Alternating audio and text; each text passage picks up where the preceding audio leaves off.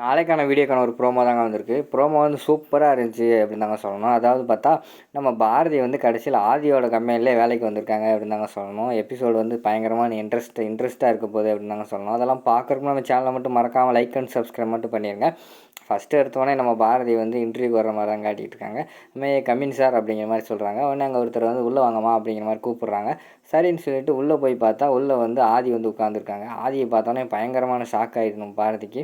என்னடா ஆதி வந்து இங்கே உட்காந்துருக்காரு, ஒரு வேளை இது அவர் கம்பெனியாக இருக்குமோ அப்படின்னு சொல்லிட்டு அவங்க வந்து யோசிச்சுக்கிட்டாங்க.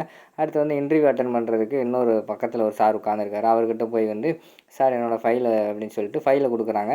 சரின்னு சொல்லிவிட்டு அவரும் ஃபைலை வாங்கி கொஞ்சம் நேரம் பார்த்துக்கிட்டே இருக்காங்க. பரட்டி பார்த்துட்டு, பாரதி உங்களோட ஃபைலெல்லாம் சூப்பராக இருக்குமா, உங்களோட குவாலிஃபிகேஷன் எல்லாமே கரெக்டாக இருக்குது, இந்த வேலைக்கு வந்து நீங்கள் கரெக்டாக தான் இருப்பீங்க, இன்டர்வியூ அட்டன் பண்ணுங்கள் அப்படிங்கிற மாதிரி வந்து அந்த சார் வந்து சொல்கிறாங்க.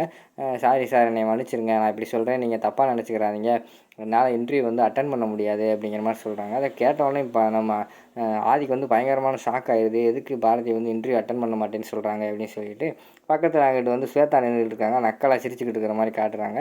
அடுத்து வந்து அங்கிட்டு ஒரு லேடி இருக்காங்க. அந்த லேடி வந்து சொல்கிறாங்க, அம்மா பாரதி, இது வந்து பெரிய கம்பெனிமா, இந்த கம்பெனி வந்து வேலை கிடைக்கிறதுக்கு வந்து ரொம்ப கொடுத்து வச்சுருக்கணும், எதுக்குமா இன்டர்வியூ வந்து நீ வந்து அட்டன் பண்ண மாட்டேன்னு சொல்கிற அப்படிங்கிற மாதிரி கேட்காங்க.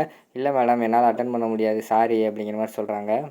பாரதியை வந்து சும்மாவே விட்டுருந்தா கூட அவங்களாவது கிளம்பி போயிருப்பாங்க. கிளம்பி போகிறேன்னு சொல்கிறவங்கள சும்மா பிடிச்சிக்கிட்டு நம்ம இவங்க இருக்காங்கள ஸ்வேதா வந்து வம்புழுக்காங்க. அதாவது ரோட்டில் போகிற ஓனானை பிடிச்சி வேட்டிக்குள்ளே விட்ட மாதிரிங்கிற மாதிரி அவங்க வந்து சொல்கிறாங்க. அது எப்படி மேடம் அவங்க இன்டர்வியூ அட்டன் பண்ணியிருப்பாங்க?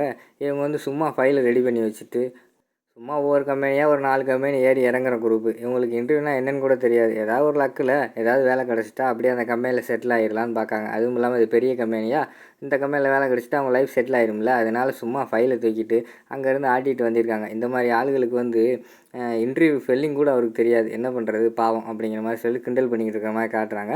நம்ம பாரதி வந்து பயங்கரமாக முறைச்சி பார்த்துக்கிட்டு இருக்கிற மாதிரி காட்டுறாங்க. அதுக்கடுத்து வந்து எப்படி பாரதி வந்து நான் இந்த இன்டர்வியூ அட்டன் பண்ணுறேன், இந்த கம்பெனியில் தான் சேருவேன் அப்படின்னு சொல்லிட்டு அந்த கம்பெனியில் சேர்ந்து பழையபடி வந்து ஆதி பாரதி அந்த ரொமான்ஸ் கதையெல்லாம் போகுது அப்படின்னு நாங்கள் நினைக்கிறேன். இதோட பார்த்திங்கன்னா அந்த ப்ரோமோ வந்து முடிஞ்சுது.